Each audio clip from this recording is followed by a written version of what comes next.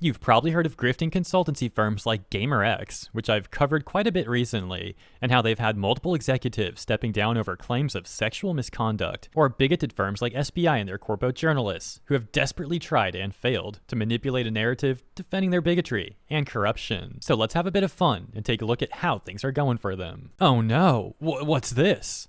A post by Sweet Baby Inc., talking about how a game that they apparently consulted for, Shadow Gambit the Cursed Crew, the devs and studio, the company behind the game, they're apparently shutting down. That game kind of looked interesting too. How unfortunate that they decided to waste a bunch of money by paying Sweet Baby Inc. for advice. Okay, well, how about that new Suicide Squad game? Suicide Squad game flops.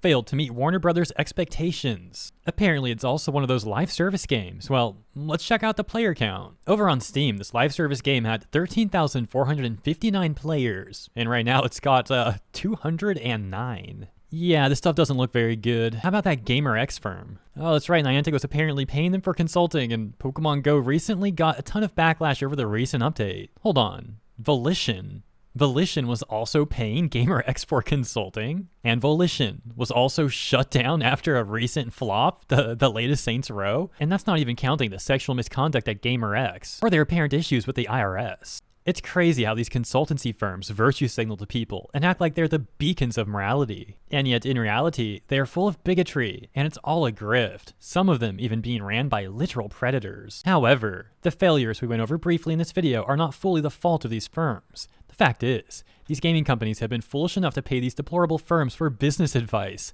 That, plus many other indicators, would display issues at these companies as well, sort of like a disgusting toxic hydra. Let me know what you think about this stuff in the comments. As always, thank you so much for your time. Hope you enjoyed this, and if you did, consider liking and or subscribing, and I'll see you in the next one.